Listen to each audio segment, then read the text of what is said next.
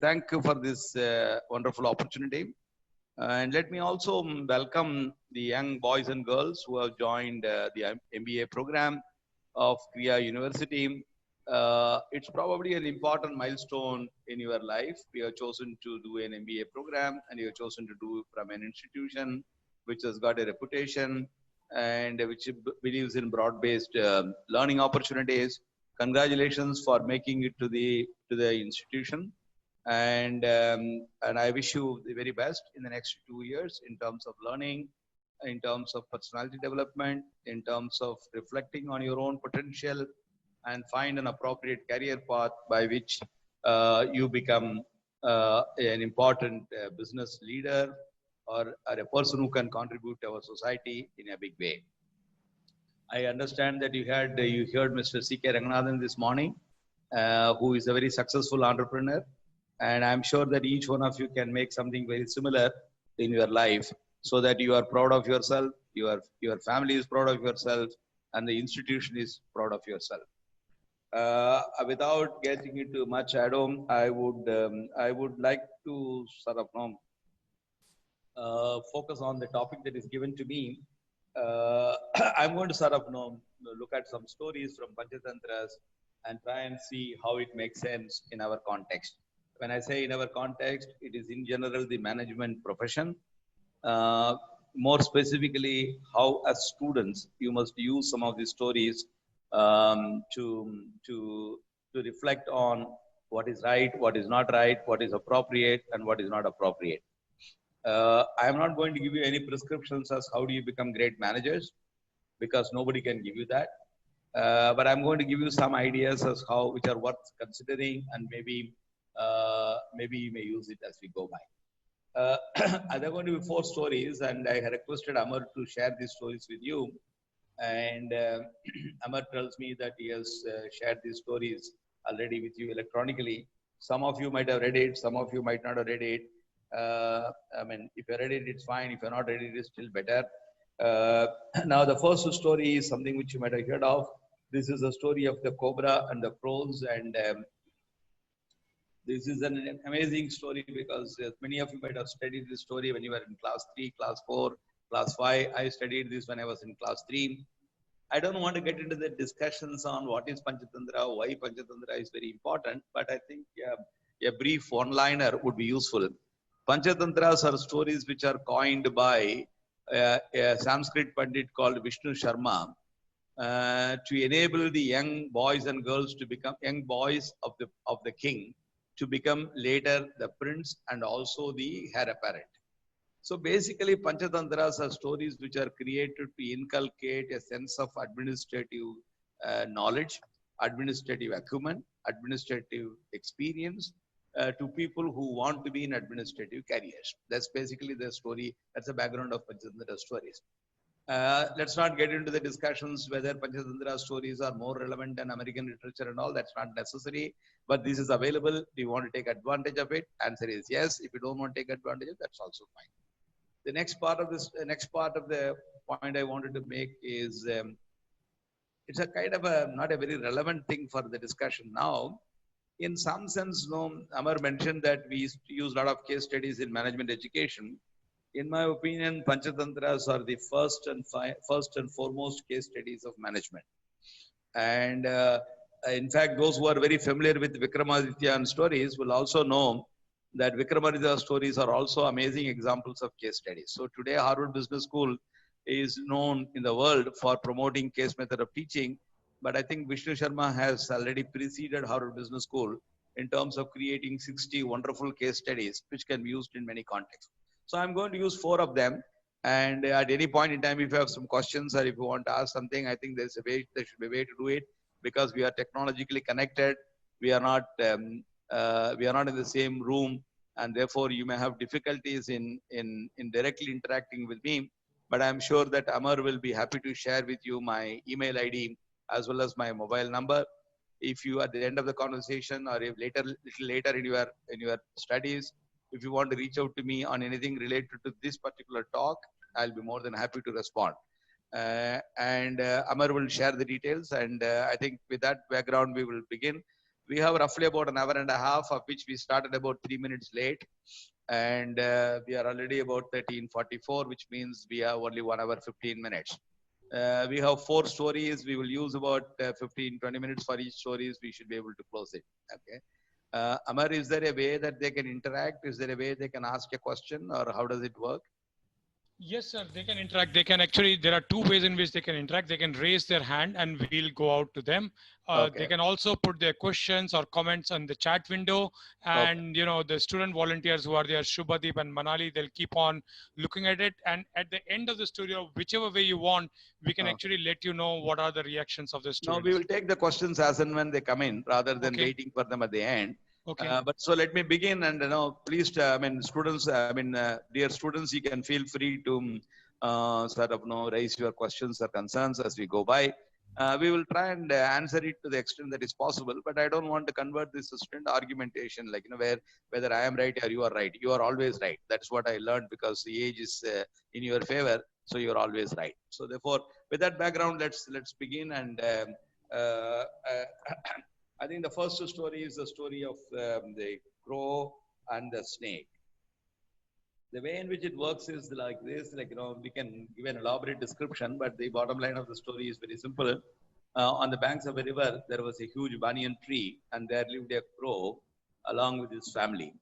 And at the bottom of the banyan tree, there lived a large snake, poisonous cobra. There lived a poisonous cobra in the barrow of the tree, at the end of the trunk of the tree. And the crow used to sort of lay its eggs, and they will go out for looking for meal. And then by the time they come back in the evening with an excitement to watch the eggs which they have laid, they will realize that the eggs have been already busted and they have been eaten up. Nothing is left. And this happened very routinely, and the crows were feeling very miserable, and they didn't know what to do. And then they discovered that the enemy for them is the cobra, which is living at the bottom of the tree, which has a tendency to walk up to the branch of the or climb up to the branch of the tree and consume these eggs as a morning breakfast, as and when the crows leave.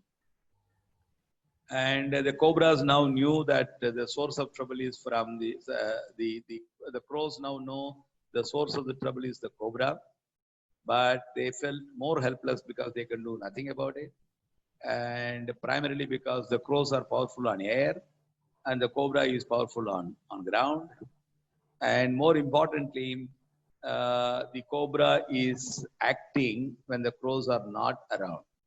So when the crows are looking for their livelihood, the cobra gets into the nest of the crow and eats the eggs. So it's a very unequal equilibrium, uncomfortable equilibrium, avoidable equilibrium, but unavoidable. So that's the situation where they are in.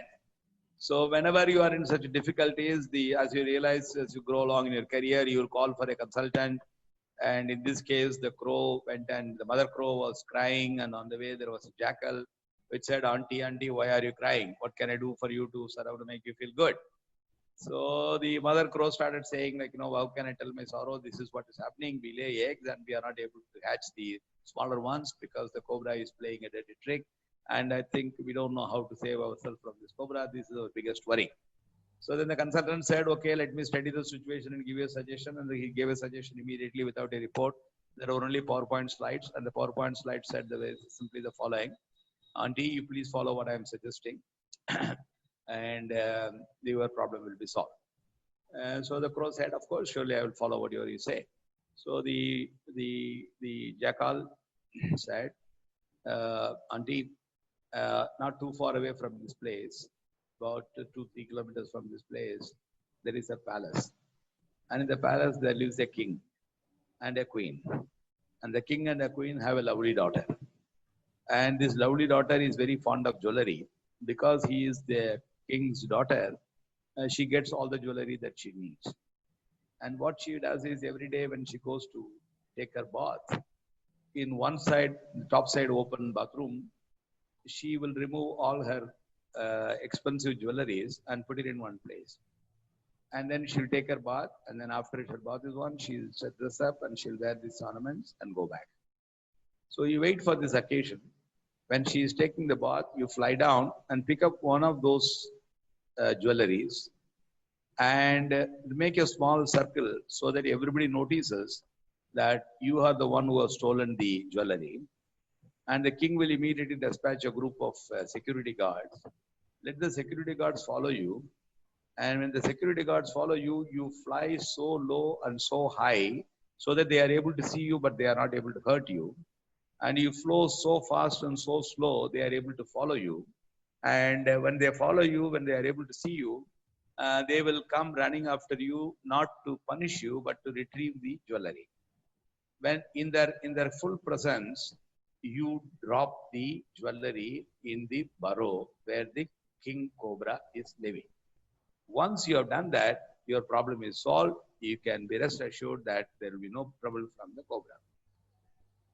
Now the crow next day morning did exactly what was required out of that. It went to the palace, took some circles, waited until the princess came down to have her bath. And when she has deposited her jewelry in a particular location, it picked up the most glittering one and flew down at the lower level so that everybody can see. And then started, the security guards were dispatched as expected. They were chasing the crow, and the crow was not too high, not too low. And it was just making sure that the security guards are able to see it, not only him, but the jewelry. And in the presence of the security guards, it dropped the jewelry on the burrows. Now the security guards have completely forgotten about the crow, because crow does not matter. What matters to them is the jewelry. So they dug open the burrow, and the snake came hissing out, thinking like, no, who can come and disturb my siesta? And what are these fellows up to? Why are they trying to come here? I want to fix them by my poisoning bite. So it came out, and by the time it came out, the security guards were fully armed. They just smashed its head and smashed it and finished off. And then they dig further open, and they could open the burrow as much as they can and as much as they wanted. And they saw the jewelry. They collected the jewelry, went back and gave it to the king. And the king in turn gave it to the princess. And the princess was very happy. And the security guards were happy because they are supposed to do a job. They had done it well. After that, the cobra did not exist, and the crows lived there forever happily. This is the story. Am I telling the story very fast? Is it okay? Can you relate, or is that? Is the communication okay, or do I need to moderate? Perfect, sir. All the students also have read it, so it's actually kind of a revision for them. So that's okay, sir. You're just doing perfect, sir. Yeah, I hope I'm not repeating whatever they know, but I said it in my own way. That's okay.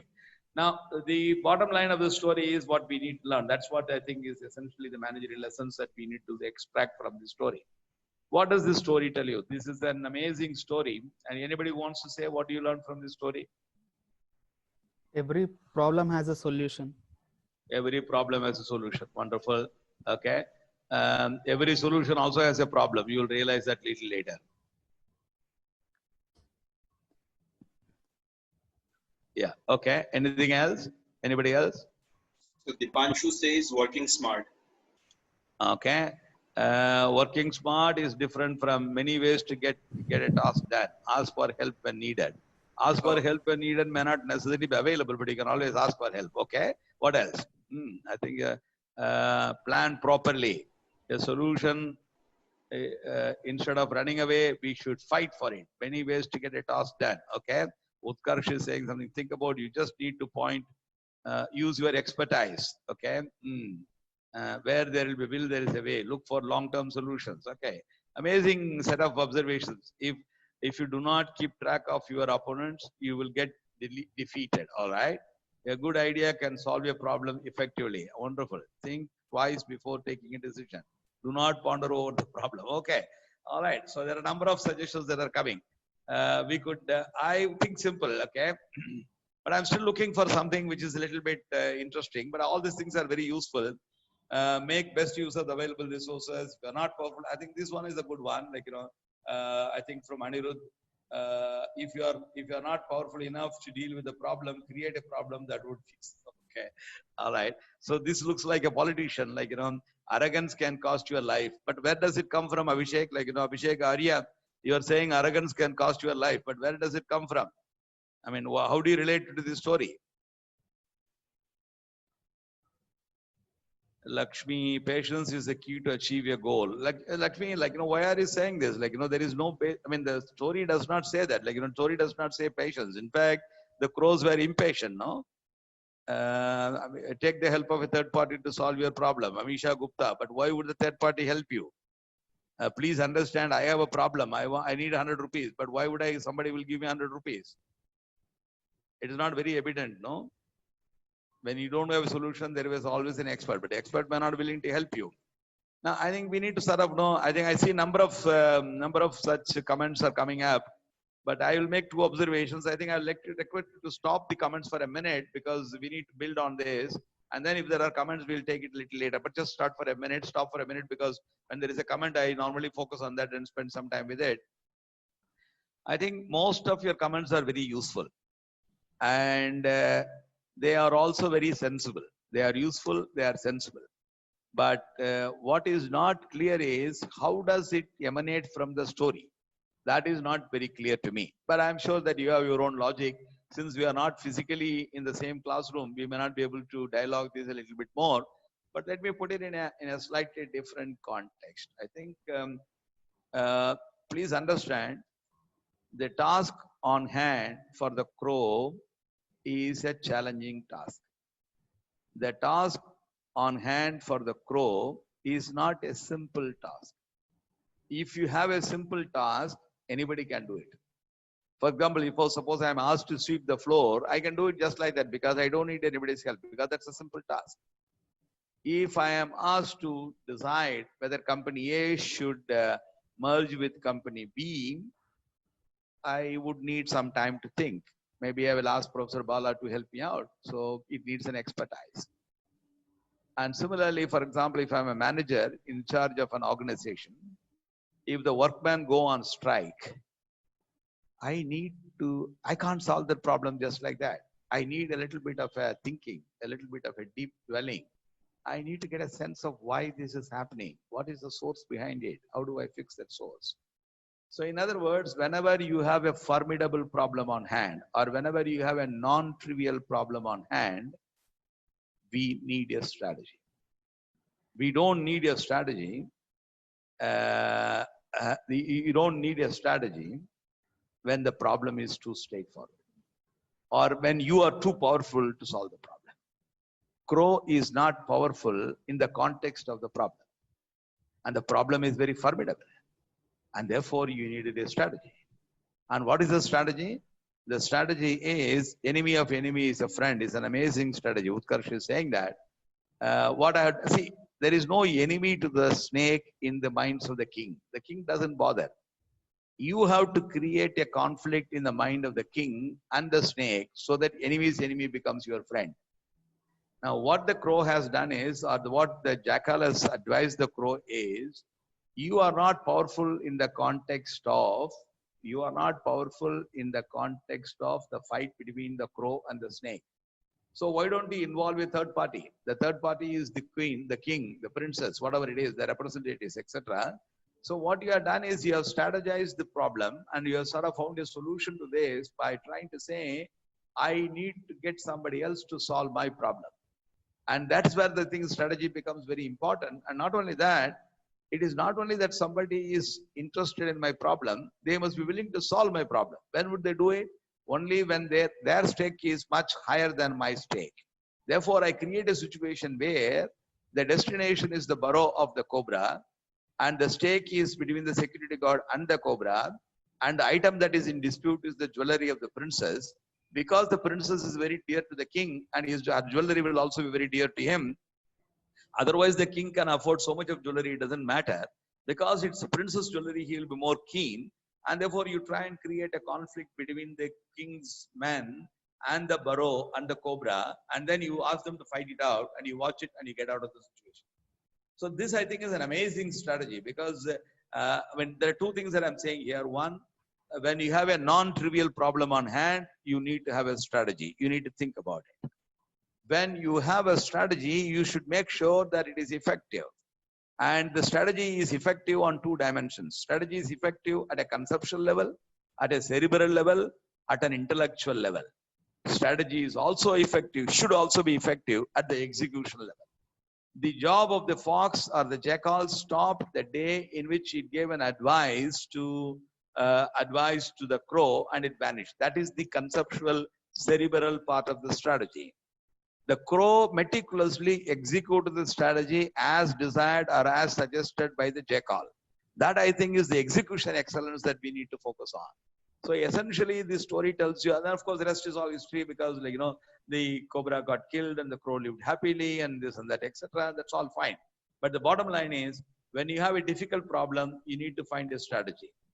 And when you find a strategy, the strategy should not only be effective intellectually, and it should be efficient in terms of execution. So you make sure that your execution is perfect. You make sure that your strategy is the most appropriate strategy in the given context. This, I think, is the biggest lesson that comes from this particular very little small story, which you have been told when you were a small child. I have been told when I was a small child. Like, I'm 65 years old today. When I was somewhere probably 5 or 7 or 8, maybe this story was told to me through the classroom material. So I think it's an amazing story to sort of reflect back. Now we have a couple of minutes to take some questions, and if you have something to say, please feel free to say before I move on to the next story. Yeah. Anybody wants to say something, feel free.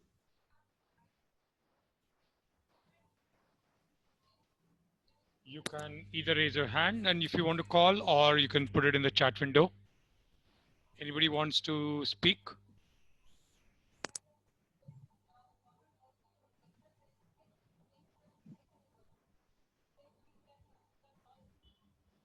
Somebody raised a hand, it looks like. Nishita, go ahead. Good afternoon, sir. Good afternoon, afternoon. everyone. So, I have a question relating to the strategy. Like you said, non-trivial problems need strategy and the strategy needs to be effective. But I want to ask, sir, that if we have a problem where we are actually out of every strategy and we have no idea, like in the case of the crow, he got help from the jackal and he acted upon it. So if we are not able to come up with strategies, how are we going to look in the direction for help? What is the question? So if we are out of strategies, if we are not able to come The up whole with idea any... here is very simple. If you don't know something, find a way by which somebody can advise you as what to do. For example, if I am riding a motorcycle and if there is a snack on the motorcycle, I need to find a mechanic who can fix it. Similarly, if you're running a business house, for example, sometimes, depending on your position, depending on the organization, your own team members can give you some ideas as how your problem can be solved. Sometimes it is your boss who can give you some ideas. Sometimes it can be your board. Sometimes it can be your customers. So many people can give you an idea of how a particular problem can be solved. So I think consultant is one option. There are many other options. But I think the key to the whole exercise is willingness to take help. Willingness to take help is not easy. Being open-minded is not easy. I think if you're open-minded, you will find a strategy and you have to see whether the strategy makes sense. If it makes sense, you get going with it. And then, of course, we start implementing and things all the time. Yeah. Thank you, sir. Sure. Ashwath Ram Kumar is a question. Okay. Yeah, sure. This Malini, Manali Padale, is that a student? Yes, sir. But Yeah, she's a senior student. The question by Ashwath Ram Kumar is, how will a person equip himself to implement the strategies effectively which is advised to him? Yeah, that's, I mean, like, you have to find out the ways and means of doing that. Sometimes you may not be good at it, but you need to develop the skills necessary. Sometimes, like, for example, let's say your college or let's say your university department of management side studies wanted to construct a new building, and they think it's necessary for their need. And the director may not be efficient in project management, but he has to make sure the project is executed properly. So he may call for execution consultants, just as you call for cerebral consultants, you also call for execution consultants who can do that. So you provide the necessary support, they execute it, and that's the way it sort of works. I think, yeah, is it possible to ensure that the strategy is appropriate from the execution aspect? I think the answer to this question is very simple. The person who is giving strategy should also think about whether it can be executed or not. If the person who is giving a strategy does a strategy without thinking about the execution aspect of the story, the strategy will only remain on paper. More of this you will learn when you go to your strategy classes as we go along. So let's not spend too much time on it. The sum and substance of the story is only 3 points. Point number 1, when you have a challenging problem on hand, you need to think about it. A deep thinking can sometimes call strategy. The second point is like, if you are not able to, you have to come up with a strategy which is effective in this context, because the conflict between the crow and the cobra is in favor of cobra. So you need to tilt the favor. Therefore, you bring a third party. That's a part of the strategy, part of the story. So there is a rational thinking that goes into this strategy. And the last part of the story is, okay, strategy is very important, but strategy execution is also equally important. I think there can be a number of questions related to this, but I think I don't want to get into many of them because you are all seem to be very bright students, and I don't want to take away the charm of your strategy course. I just basically wanted to tell you this: if there is a problem, there is a solution, but that solution has to be thought through, and the solution has to make sense, and the solution has to be executed carefully. This, I think, is the Maha Mantra of any manager. If you're a manager, you are expected to think about the problem. You are expected to find a solution to this problem cerebrally. You are expected to execute the solution to this problem. I think with that, I'll stop, but then I'll take one little question from Pranay. Pranay has raised his hand. Apparently, maybe he can help him to ask his question. Yeah. Good afternoon, sir. Good afternoon. Sir, I personally have never read Panchatantra. That's And You are lucky. it is very, I feel very pathetic because it seems like I had a very bad childhood then. But my question is that... No, it doesn't matter. There are many people who do not have childhood at all. Forget about bad childhood. But my question is that if I today start reading Panchatantra, probably daily, will it help me as a future manager to... How can I answer this question? I'm not an astrologer. Sir, I'm talking about any sort of analogy that I would derive from such stories, because this small story has a lot of learning. The answer to this question is very simple. First read and then reflect and see whether it is useful or not. These stories are very easy to read. They don't take much time. Okay, sir. Thank you, sir. They don't take much time, and they are very easy to understand. And more importantly, I tell you, the charm of the story is when you read it multiple times, you get multiple perspectives. And if you can discuss the story among your friends, you will learn a lot more from the context. I think it's a good time to start. That's the reason why I was very happy when Amar called me and said, "Can you do this session?" I said, "Okay, I'll do that." Yeah, okay. Thank you so much, sir. Sure. There is a question from Shaurya, what are the chances that enemies may not be your friend? Bad luck. What can be done? So then choose an enemy who is your friend. That's okay. Yeah, sure. Shall we move on, or anything else you want to? Amar, is it okay to move on, or should I take any more questions? Sure, sir. In interest of time, I think we can go on. So probably I think what we are going towards is around 10 minutes of discussion time for each story. Seems like a good one because the students are really very eager. They are very excited. They're very interesting set of people. I think they're amazing. Exactly, sir. Exactly. You got a good group of students, and I'm very happy that I could have an opportunity to address them. Thank you, sir. Anyway, so the next part of the story is I've given you another story called The Foolish Crane and the Mongoose. And that's an interesting story. In a way, it connects to what we are talking about. It's like, I don't know whether this forum is meant for a little bit of politics. It sort of reflects Kejriwal and Mamata Banerjee, because whenever they solve a problem, they create another problem. And so I think, or maybe it is Rahul Gandhi, yes. Whenever he says something, he creates more problems than what he solves. So therefore, I think the story is now between, let me sort of try and quickly recapitulate the story. The story is again very similar to the crow and the cobra. And again, this time what's happening is the cranes, instead of crows, now we have cranes, and the cobra still remains. And the cranes' eggs are eaten up by the cobra, and a consultant was called in, and the consultant said, the consultant in this case happens to be consultant in this case happens to be, I forget the word. Do you remember who is the consultant? The crane went and asked for some help from the The crab, I think. the crab. I think that's the point. Yeah, that's right. The crab. That's why somebody's comment like, enemy's enemy may not be your friend is probably very relevant here. So what had happened is the crane went and asked the crab for a solution to his problem. Is Professor Balasubramanian wants to say something? Yeah. Oh, yeah. It's okay. You are the one who said the crab. Okay, fine. So I think what happens is the same setting. The cranes are suffering. The cobra is the troublemaker. The cranes are looking for help. They went and asked the crab. The crabs readily gave a suggestion.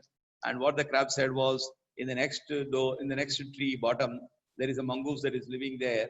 You lay a foot trap to the mongoose, and the mongoose will follow the foot trap. Basically, you can take some dried fish because you are a crane and you can catch fish very quickly, and dry fishes and put them on near the mongoose place, and mongoose will smell that and eventually lead them to the cobra's place and then see what happens. So the mongoose and the crane did exactly what it was advised by the crab, and the foot trap was laid, and the mongoose followed the foot trap, and it reaches the point where the cobra was living. And as and when it reached the place, the mongoose felt very excited because it has got a worthwhile enemy to fight. And they started fighting, and eventually the mongoose was winning the game, and it killed the cobra, and the cobra was finished. The cranes had a temporary relief, and they thought their enemy is finished. And then they discovered, as another couple of weeks went by, the mongoose realized on the top of the branch of the tree there is a bunch of cranes. So it climbed up the tree in the evenings and started eating the small ones. And after the small ones are gone, it started eating the big ones. And eventually it wiped off the entire group of cranes on the branch of the tree. And this is the end of the story. The story is not as successful as the previous one is, because there are two parts to the story. The cobra gets killed. In the process, the mongoose has become the enemy for the cranes. So therefore, the cranes wanted to solve a problem so that they can survive. But in reality, they ended up with a solution which made sure they do not survive. Now, this is primarily because the crab has been a very cunning consultant. Crab is not a professional consultant. The crab is a selfish consultant, because the crabs and the cranes do not go together. After all, the cranes feed on the crab, and the crab therefore wanted to take revenge, and therefore it suggested a solution which could eventually annihilate the cranes, and the cranes were unable to see this. In other words, if you are influencing the trade union leaders by bribing, they will become more powerful than you are. Therefore, you are solving a problem to create a larger problem. If you got a lousy product, and if you are not fixing the product, and if you are selling it on discount, you are asking for more and more trouble. So many times what managers should realize is they are there to solve a problem. But while they are solving a problem, they should not be creating another problem. There are multiple lessons from this story. The first and foremost is the same thing that we talked about. We have a formidable task on hand, etc., etc. The question is, whom do you seek advice? You should seek advice from people who are impartial. Solution to a problem, elude a new problem. I think that's a good suggestion. The biggest point is choose a consultant wisely, and otherwise, and be farsighted. That's all fine. The point here is, I think these are all very valid observations. The point is, the crane is the crab is a permanent enemy of the crane. Under no circumstances you should go and seek approval or suggestions or advice from your natural enemy. Your natural enemy cannot be your advisory, no matter what the context is. I think that's the first mistake that you made. The second mistake is, devil's advocate doesn't make sense, Utkarsh, but anyway, it's okay. The point is, the larger issue is, if you see the dynamics of this story, the first round, the cranes have won the game. In the second round, they lost the game. Any decision has its own consequences is perfectly fine. That's a very, very philosophically correct statement, but it's also a good statement. I think I like that statement. But point here is, you must find a solution to a problem in such a way there are no secondary problems that are arising out of this. There are no secondary problems that are arising out of it, and there are no consequences which you cannot handle. And this, I think, is to me more important than the first one, because that's why I chose these stories. In a way, there is a natural link. The first one talks about strategy execution, the context of strategy and strategy execution. The second one talks about how do I ensure that we don't create additional problems than what they exist in a given context. This is equally important. And I think it's equally important. It is dramatically important. I think that's the reason why I picked up the second story. And I'm going to stop here. We can possibly have some quick questions, maybe another 5 minutes, and then move on to somebody else. Yeah. Okay. Always analyze the solution. Is selecting a proper consultant part of strategy? Yes. Like, certainly, like, in any case, like, don't frame this problem as selecting a consultant, but frame the problem as whom we seek advice from. You must seek advice from a person who is your well-wisher. You must seek advice from a person who is a professional. You must seek an advice from a person who is not biased. So if these properties do not exist, if he is not a professional, if he is not an unbiased person, if he is a biased person, and he is not your well-wisher, then you are not going to go anywhere. So I think it's a good idea to find a solution from person who has some credibility. Like, yes. Any comments? We can probably quickly.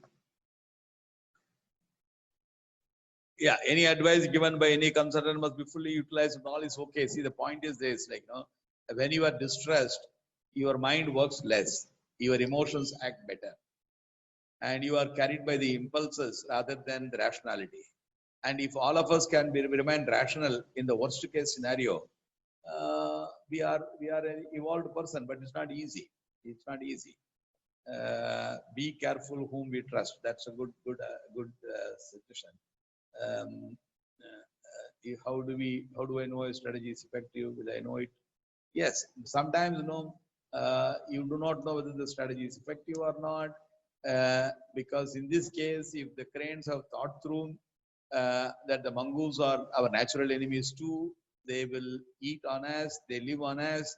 They should not have probably invited the mongoose to the place where they are living. But they felt the mongoose presence is so necessary because of the cobra, and they sort of compromised their personal safety. And this, I think, is led to the much more serious problem of existence. Well, see, at least the cobra was allowing them to exist. It was only harming them, but it did not destroy them. Whereas the mongoose have destroyed them completely. Therefore, I think the most important message I would suggest you should take is, when you find a solution to a problem, the solution to the problem can be much worse than the problem itself. That, I think, is very important. Sometimes, we have to be very, very careful in trying to make sure that we don't get into this trap. So I have a couple of minutes for a quick question, if there is any. I see some of the comments. I think they're all fine. But I mean, if there is something which is very specific you want to ask, I'll be happy to. Any real example you like to share where the brands must have experienced, I don't know.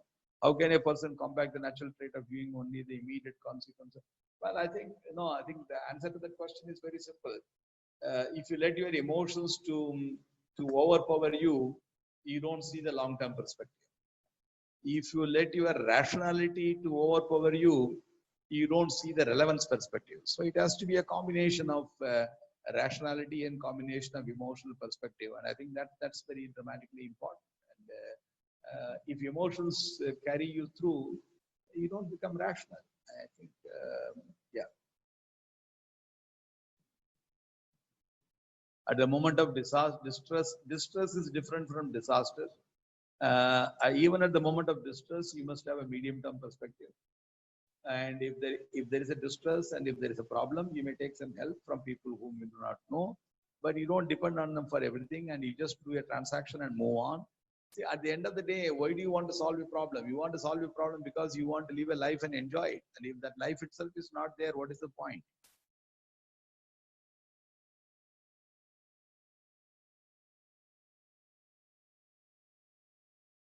Yeah, okay. Instead of taking somebody's, Brajesh has a very interesting observation. Instead of taking someone's help, they should have changed the location itself. Brajesh, that's a very nice solution. But the point is, what is the guarantee there won't be a cobra in the next location? See, you move from one place to another place, but what is the guarantee that there is no cobra in the next location? That's also equally important, no? Yes, I still have a couple of minutes for one intervention. If somebody wants to speak, please raise your hand. The technical person may help us in terms of connecting.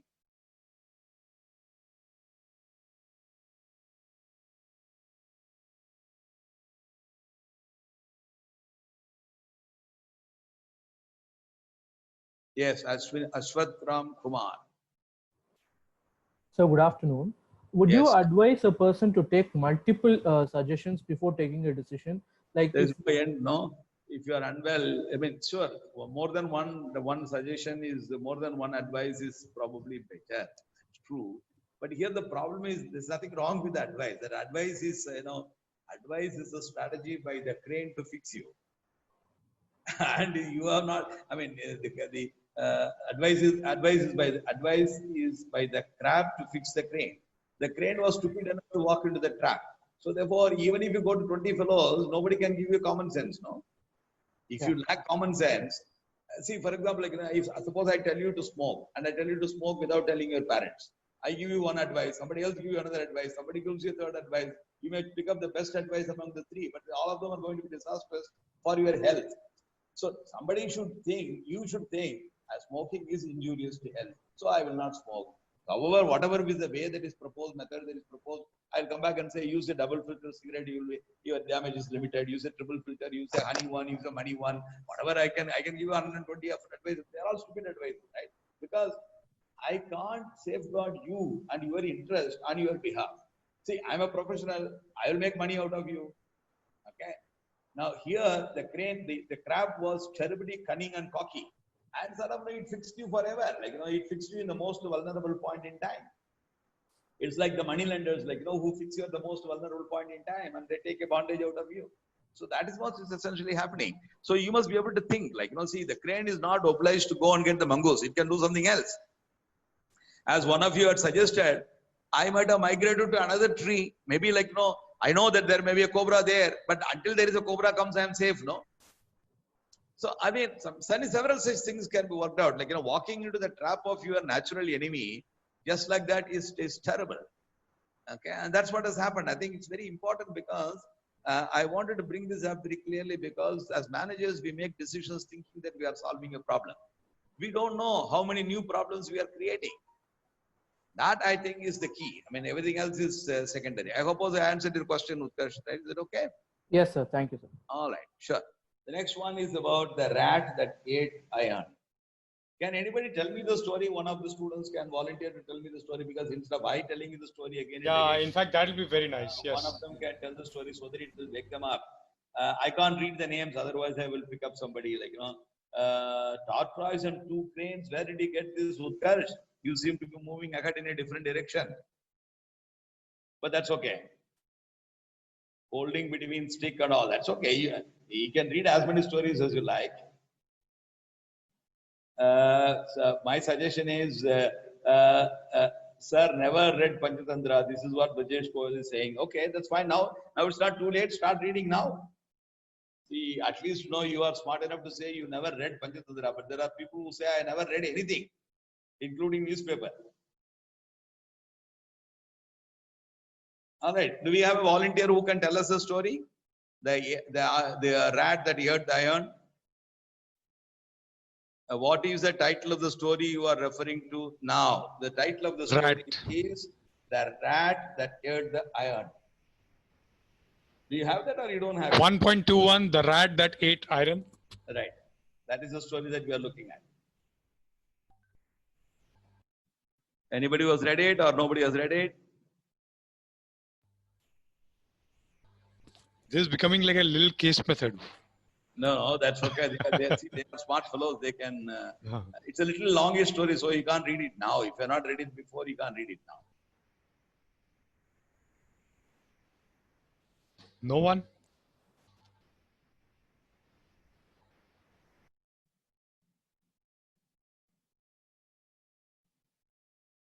Have not read, sir. That is Ashmit Singh Arora. You are very honest, Arora ji. Is there anybody else who can say I read it? I can talk about it for 5 minutes. No one. No experience, fresher in this as well. Piyush Mitra, the rats who ate iron balance is an interesting story, but like, that, yeah, what is that?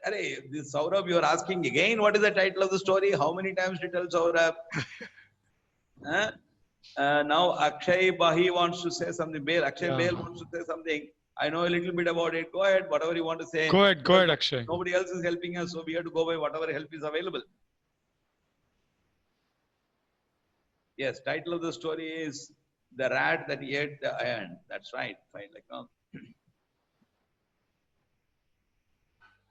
no one? Go ahead, Akshay. Such a brilliant set of classes, 60 people. Nobody has read the case. Nobody has read the story. Forget about cases. Akshay? You can do some random cold calling as they call. Yeah. Class participation marks will be awarded. Yeah, yeah. If you could just unmute yourself. Sanivarapu should be a Mandra name. Okay. Yeah, but I don't want to hear, I have not read it, I have not read it. I want to hear somebody who has read it. What is the point in each one of you telling me individually and collectively that I have not read it, I have not read it, I have not read it? That I know. I am not interested in people who have not read it. I am interested in that person, a boy or a girl who has read the story. That's what I'm interested in. Okay, I think if then one of the professor we can request somebody to actually say. So I have no problem. Professor Sunanda. A very interesting session. Let me thank you for taking your time for this. Sure. The story, if I may be quick and give you a shorter version, is about a young man who wants to explore the world and leaves his iron balance or repository that he inherits from his father with a merchant, and goes around to get wiser, more or less like our MBA candidates, goes around the world to become a better entrepreneur, I suppose, and comes back after being wise and asks the merchant whether he can get his iron repository or balance back. Okay. And at this stage, the merchant tells him, no, the iron is no longer available because the rat has eaten the iron, all of it.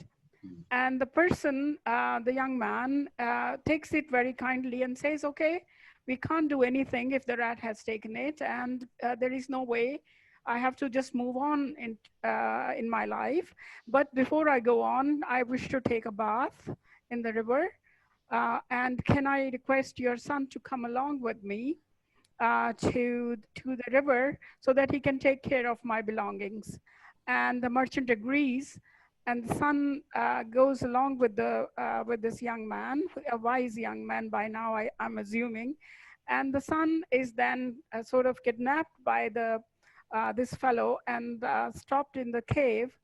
And he returns to the merchant and when he's asked about his son, he answers that a crane has taken the son away. A flamingo, I suppose. And at this stage, obviously, the merchant gets very upset that how can a flamingo takes a grown-up child and fly away? So he answers that in a village where rats can eat the iron, flamingo can take a child away as well. And so the story goes, and the case comes in front of the judges, or at that time, the so-called panchayat, the village heads, and they hear the story and they then amend the things to come to the conclusion so that he gets his iron back and the merchant gets his son back. Sure. That's wonderful, Sunandaji. It's a good summary. Thank you, sir. Very well done. Thank you for coming to my rescue. And thank you for your support. Now I think it's open for our children to figure out what do they learn from this. Indeed. Thank you, sir. Thank you. Thank you very much, madam. Yeah, thank you. Yeah. Yes, don't be greedy. All right. Okay. Tit for tat. Tit for tat. How many people are saying tit for tat? Collateral damage. Okay. All right. What else? Karma is booming. Okay. Tit for tat. Yeah, what goes around comes around. All right. Karma. Never underestimate anyone. A problem can be a solution too sometimes. Okay. You get what you deserve. Finding something. Okay. Sometimes things have to be approached differently. Okay. Shubha Verma, do you want to expand on what are you saying? Shubha Verma.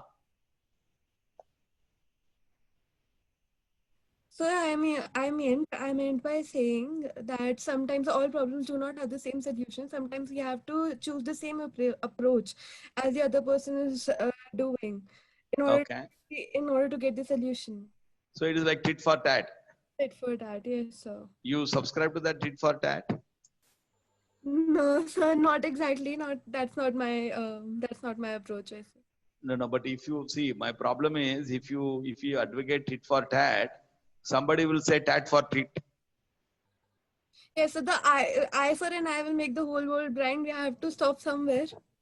Yes. So, but then if you do tit for tat, it will continue. No, it will tat for tit and tit for tat, tat for tit, tit for tat. It will go on forever. No.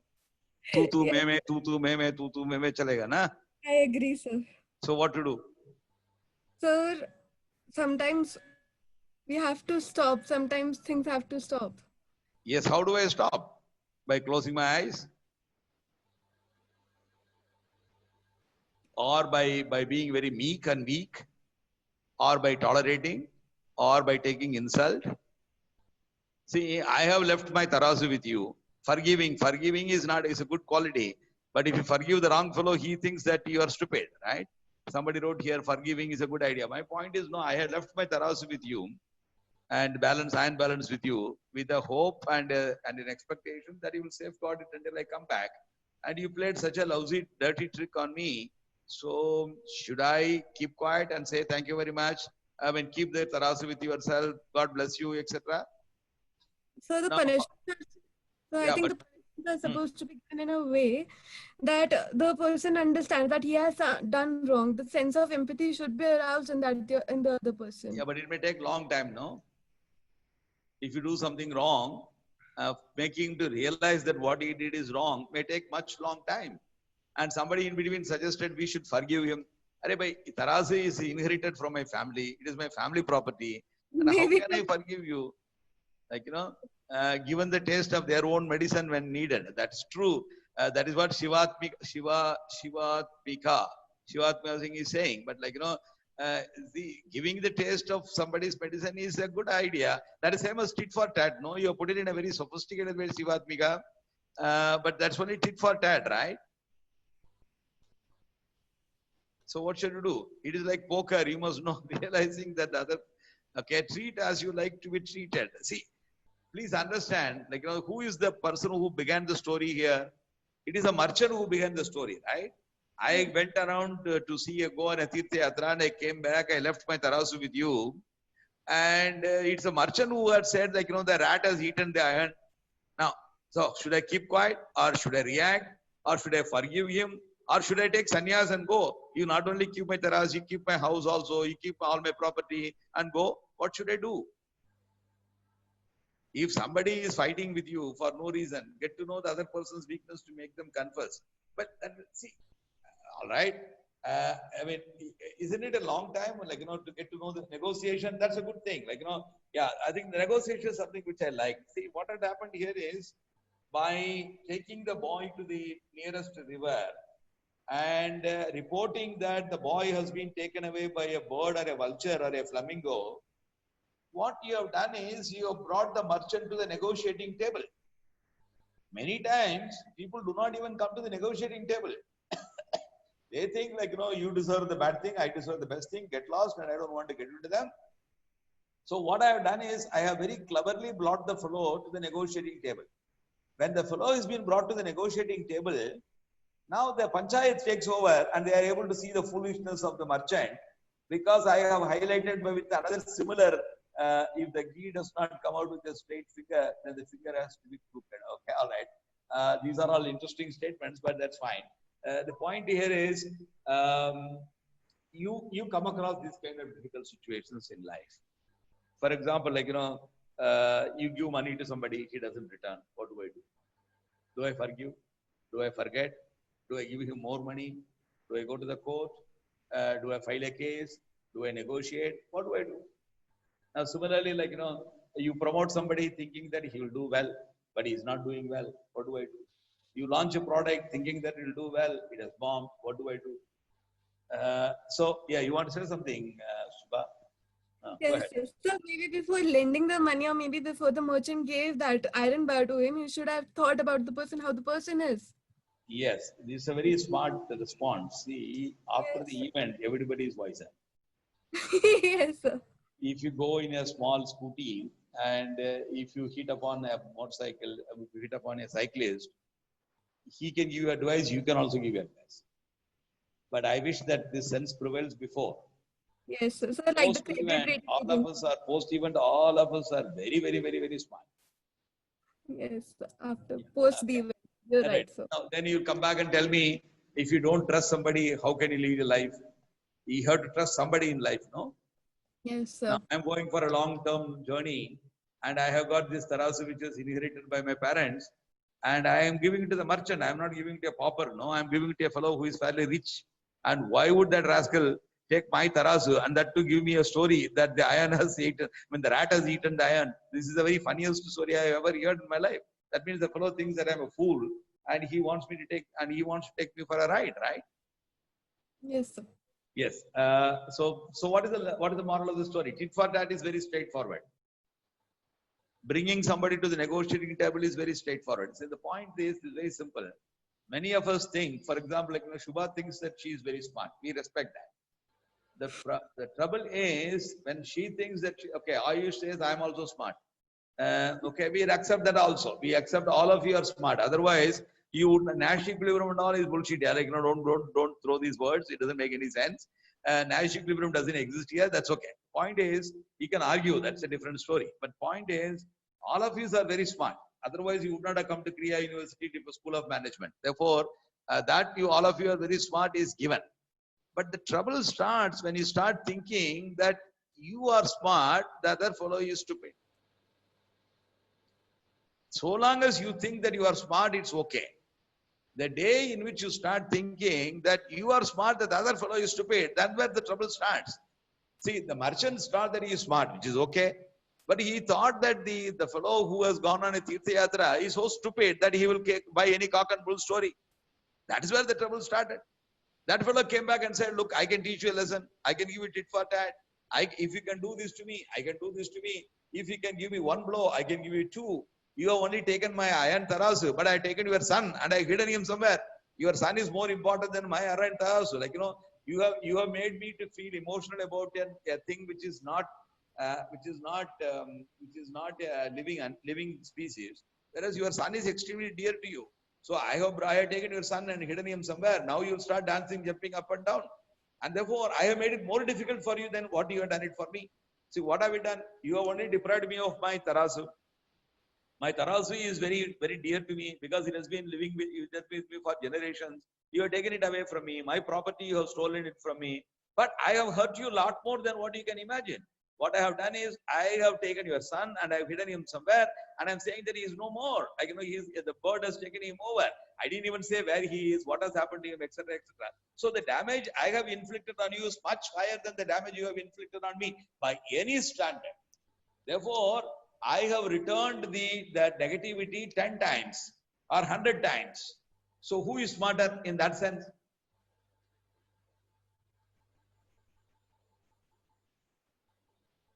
Who is smarter, Subhaji? So you. Who is smart? I am smart. Yes, sir. You have inflicted more pain, no? I have inflicted more pain on you. Is that what you're saying? No, sir. In your story, you have inflicted more pain by playing. No, you mean the fellow who went on the travel? Yes, yes. I thought you were telling me that I have inflicted more pain on you. Oh my God! Okay, all right, merchant son. The point is yes. So the owner of the tarasu is more smarter than the merchant himself. So the fundamental lesson that follows in life is, if you think that you can win over a situation by being smart, I think that's not a good strategy. Because there are people who are smarter than you. And they will do things which are better than you. So the first and foremost thing you should know is, you must be smart, but you must have the humility to accept that you are not the only smart fellow in the world. That's the first starting point. This story beautifully brings that up. That's one. But the other part of the story is much more interesting. See, it is possible to have a negotiated settlement. See, there is a conflict. What is the conflict here? The Tarazi is not showing up where it is supposed to show up. There is a conflict. How can the conflict be resolved? The conflict can be resolved only when the other fellow is brought to the negotiating table. How do I bring the other fellow to the negotiating table? By creating a damage which is higher than the damage that he has created me. So I create a situation where the fellow is willing to volunteer to be a part of the negotiation, so that when we go to the panchayat, I'm by having the bargaining power. That's a good observation. By having a bargaining power which does not exist, but I create that bargaining power by taking the son to the river and saying that the son has been carried away by the vulture or by the flamingo, etc., etc. Then you come to the negotiating table. Then you go to the panchayat, and your stupidity will be exposed there. Since your stupidity gets exposed, justice is delivered. I think that's another way of looking at this whole story. In managerial life, we will have several situations where we have to strategize. That's the first part of the story. The second part of the story is we think that we are solving a problem. We have to be careful in making sure that we are not creating another problem by solving a problem. The third part of the story is like, many times conflicts can be resolved only when we sit and discuss together. When we sit and discuss together, it can be mutual settlement. When you cannot sit and discuss it together, you need to refer to a larger bench. When you refer to a larger bench like a panchayat, people come to the negotiating table only when you create a liability which is more than the liability they have created to you. So you use tit for tat to bring the fellow to the negotiating table.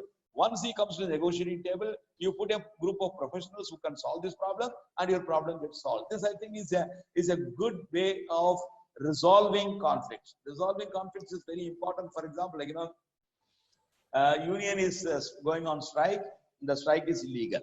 What can you do as a manager? You can do nothing, because you are one man, there are 1,000 people. So what do? You immediately announce a lockout. The moment you announce a lockout, next 2-3 days, there will be all kinds of noises they will make. 10 days down the line, there is no food to eat. And then what will happen? They are willing to come to the negotiating table. At that time, you bring a good set of professionals who can look at the problem more carefully and find a solution which is good for you, which is good for the labor, which is good for the company. Now, this, I think, is the approach that you must have. In other words, when the conflict cannot be resolved by mutual conversation, you need to create a platform where people will come to the negotiating table, and once they come to the negotiating table, you develop a professional body which will address the issue, and the problem gets resolved. This, I think, is the essence of the story. Now, I think we are left with something like another 17 minutes. What we will do is we'll pick up the last story. I'm sure nobody has read that. It's a long story. It talks about the marriage of a mouse, I think, if I remember right. Sir, in case there are 2 participants who have raised. Shaurya Verma has raised her hand. No Could problem. we just give 30 seconds to them? No problem. Okay. Yeah. Yeah. Shaurya? Go ahead. Shaurya Verma? Go ahead. Hello, sir. Yes. Yeah. Good afternoon. Actually, I've mentioned my point in the comments. Actually, I was just trying to say that in this story, the key point is that because of COVID, you are not visiting barbers, is it? The bargaining power in health. Because of COVID, you come to the negotiation table. Yeah, you mentioned that bargaining power. Yeah, that I'll actually mention it later. Yeah. Okay, I remember that. Yeah, sure. Okay, that's a good observation. Yeah, sure. The question is, how do you get the bargaining power? See, the bargaining power of the traveler is less to start with.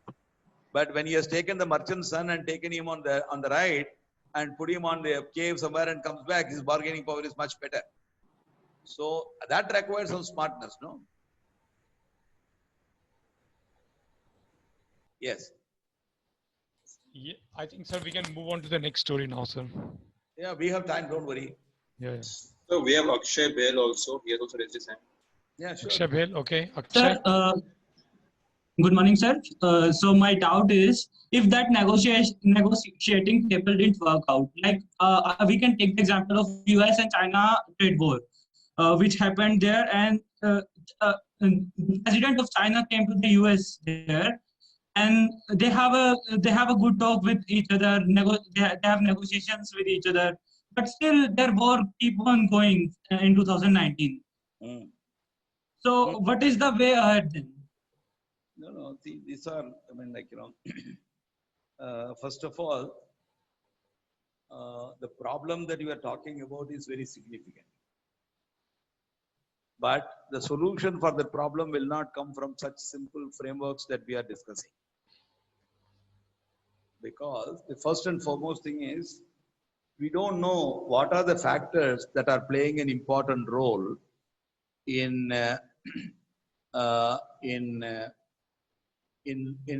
generating these conflicts or in resolving these conflicts. So I think the order of magnitude is much higher.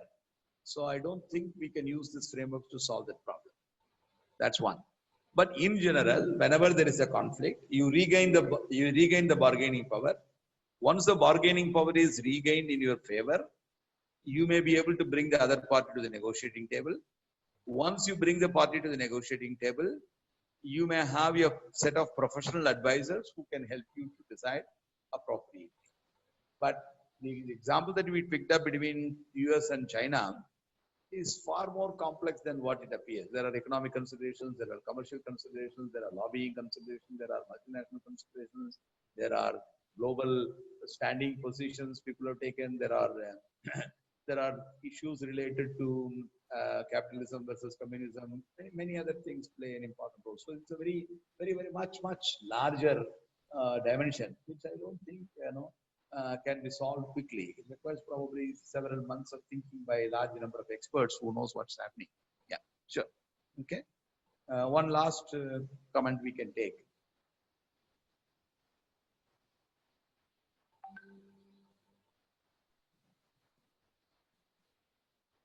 So Siddharth Poddar is writing that I think we should look for a mediator who is friend from both sides who can help in resolving this. I saw that. But there may not be a mediator like that, no? Yeah. See, the mediator should be a professional. He should not be a friend to anybody. He must be a professional. That's the first qualification. If he happens to be a friend, it's okay. But if you take a friend, then what is being tested is his friendship versus professionalism. That is a constant tension. I don't think we should get to that. We should look for a professional rather than a friend. Yes, from both parties should agree to use a mediator. Yeah, of course. Otherwise, it doesn't work, no? That is why, I create a conflict where the bargaining power is shifted in my favor. So originally you are the winner. Now I am the winner. Since you are now the loser, you will agree for a negotiation. That's why I take you to a village panchayat where the opinion can be unbiased and that can be a professional opinion. Does that answer the question? Some situations might not allow. Yeah, that's true. That's all. I mean, see, please understand, these are only illustrations. These are not Maha mantras, where every situation can be solved like this. That may not. See, you may not want to do this with your wife. You may not want to do it with your parents. You may not want to do it with your sister. There are places where you give and take. There are places where you appreciate. These are all primarily in a commercial framework, and in a commercial framework, some of these things may work. But see, the point is, suppose let's just twist the story and turn around and say something more. You have hidden the boy of the merchant, and you come back and tell the merchant your boy has been taken away by a flamingo. But what if the merchant in the next 24 hours works out much more stronger ripples than what you have thought through? Then the bargaining power again will go back to the merchant. He will come back and say, I have created this situation for you. Now you bring my son. I will recover you from this. Then the problem becomes how do you go back to the taras?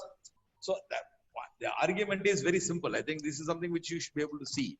Clever arguments do not solve your problem.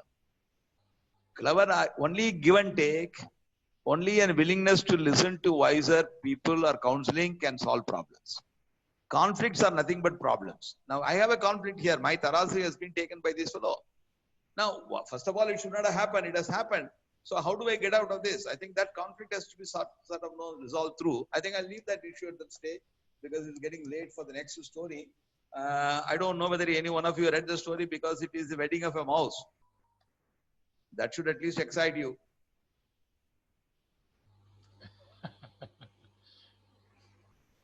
Any volunteers for presenting the story? Yes, please.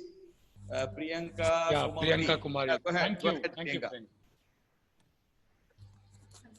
Over to you, Priyanka. Hello, am I audible? Yes. It's a story about marriage of a mouse. There was a beautiful hermitage on the bank of river Ganga where a group of hermits used to live peacefully. They there's a guru of all those hermits who was always in, absorbed in meditation um, uh, and praying of his God, praying of God. One day, while bathing, he came across a mouse who was in the claws of a hawk. So, in order to save her, he transformed that mouse into a beautiful girl, and take that girl with himself to his house and brought her as take His care own of daughter, as his take own care, daughter. yeah, as Okay. his own daughter. And when that girl grew into a marriageable age, her wife told him that now you should look for a husband for look for a husband for her. That Not look for a husband, look for a good suitor. yeah, Husband becomes after the marriage, no? yeah, a boy or yeah, best suitor for her. He wanted to get a best bride for. He wanted best person for her daughter. So he approached the sun god and requested him to accept his proposal, but her daughter denied that his the sun god is too hot and burning all the time. So please It's very choose someone warm all else. the time. So Then he's too she, warm, he's too hot. So the girl said no. Okay. Girl denied that proposal. Then sun god suggested that you can go to the clouds and they are much more powerful than him. Because So they can hide the sun. yeah, they can hide the sun. Then he approached the cloud and requested the same, but again his daughter denied that, saying that it is too wet and cold, so she can't marry him. Then cloud suggested that you can move to wind, as they are much more powerful than him, and they can. Because they can destroy the clouds, they can make them small, so the wind can blow the cloud. Yeah, he can. Okay. So, but again, his daughter denied that, saying that they change their direction so frequently. So, And he can't even be seen. What is the point in having a husband who cannot be seen? yeah, that also the point. Then, She's right, no? yeah, I think great extent. Okay. See, what is the point in getting married to a fellow whom you can't even see? Yeah, right. Okay. Then, when suggested you can go to the mountain. Because the mountain can stop me because it is much stronger than me. Yeah. So the mountain god was summoned. Yeah, father approached the mountain, but again the girl denied because Why? it is. ये तो पत्थर है, मैं पत्थर से क्यों शादी करूँगा? It is quite hard and she can't पत्थर marry. है, पत्थर तो पत्थर है ना? Yeah, exactly. So why would I get married to a पत्थर? Yeah, the Lord of Mountain finally suggests that you can go to King of Mouse. ये चूहे. Yeah, King of Mouse. So finally. Why? Because he can make a hole in me and he is stronger than me. Yeah, he can. Yeah, exactly. So finally, see, the father moved to the King of Mouse, and the girl was so delighted and happy to. She readily agreed to marry. And agreed with it. So and finally, she got married with the King of Mouse, and the father And they lived happily forever. Yeah, They lived converted her happily again forever. into a mouse. So it can be says what says born as. I mean. Okay. Now, what is the moral of the story? This is the last story we are going to discuss. What is the moral of the story? This is an amazing story and it's a very powerful story. Anybody who wants to now, thank you for describing it very well, madam. So let's see, very well explained by Priyanka, very good, etc. Okay, that's all fine, yeah. But tell me, habits die hard. Okay, never forget your roots. Okay, Yeah, anybody who can sort of give an idea of what is going on here? Everyone has strengths and weaknesses. That's okay. Some inborn qualities can never be changed. That's right. That's one. But unfortunately, it is the inborn quantities which we are trying to change in our social life. No. See, if your inborn quantity, if you are living in a village, your inborn qualities can remain intact. But if you are moving to a large city, or if you are going to, let's say, London, or if you are going to Paris, if you are going to America, your inborn qualities have to change, you know, because more socialized you are, more socially oriented you are, you tend to change your life. So your inborn qualities give you the core strength or core weaknesses. The world in which you are operating, the world in which you are living, the commercial world in which you are living, gives you an opportunity to polish yourself and becomes a little better. And if you do not take advantage of this, whose fault is this? Suppose somebody comes from a village, something is made only for some particular purpose. We cannot change the basic. No, this is too philosophical. I don't buy this. The point is, like, you know, compatibility and all is okay. That's okay. Compatibility is I think there are multiple ways of looking at it. If you want to go through the route, we can go through the route. The mouse is always finding something negative with everybody, which means what? The mouse is not comfortable in looking at any transformation in itself or outside. The mouse is only interested in finding transformations elsewhere. This, I think, is an unacceptable. In the core, we remain the same. I would think so, yes and no. There are certain things like, you know, which have to be changed because you are living in a society, and what you lived and where you lived, how you lived is very, very different from what the societal requirements are.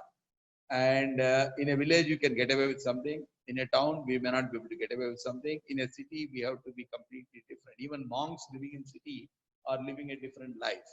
So therefore, I think, in my opinion, life is a combination of your core values and your adopted values. You have to have a judicious combination of this to be successful in life. The story tells you the mouse was unwilling to have any adopted value. The mouse was only looking at its core values and nothing more. For example, like, you know, I used to be, and let me give you my own example. Like, you know, I used to be a very, very outspoken person. When I was 24 and a half, when I was 25, I joined IIM Ahmedabad as a faculty. I was an extremely outspoken person. I knew that many people did not like me because I was too outspoken. But today, at the age of 40, 60, 50, 60, now 65, even if somebody says something utterly stupid, I say, yeah, that's a great point. Let's move on. Now, what happens in the process?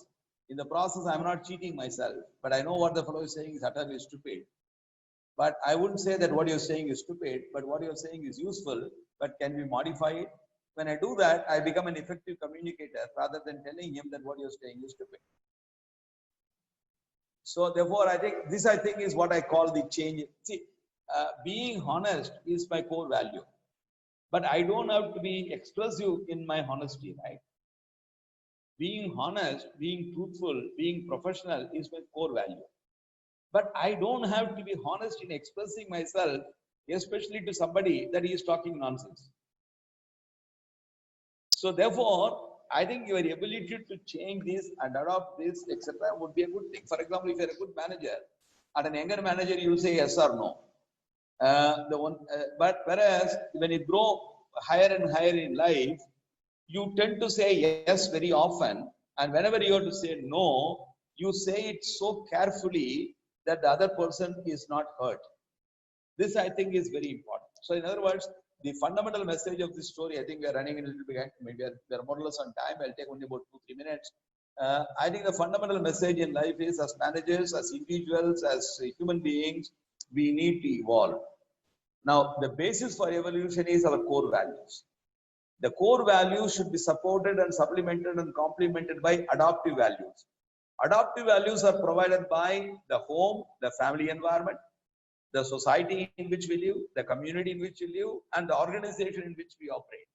The more you adopt to the environment in which you operate, the more impactful you are. Of course, without compromising your what is called the core values. See, I still won't prize somebody who is saying something stupid. but I won't pounce on him and say that what you are saying is utterly stupid and therefore you have to change yourself. No, I will not. Similarly, for example, like, in the early days, I used to argue because what is truth has to be told.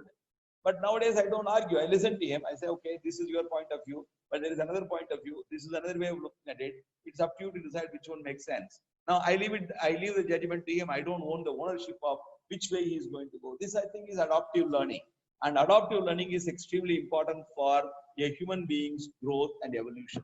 The mouse was not willing to even make an attempt for adaptive learning. It was stuck with its core values, and I think that's something which we need to change. So I think these 3-4 stories I thought I just picked up primarily to say that it will give a flavor of what is management is all about. Management is all about making decisions which are challenging, and that requires a strategy. Strategy should be cerebrally correct, and it should be executable. Good management is one where you solve a problem but do not create another problem. That I think is essentially what good management is all about. Now, often conflicts can be resolved only by negotiation. You cannot use your brain beyond a point. You can use your brain up to a point. Rationality can lead to rationality. Smartness can lead to smartness. It can be used for thought.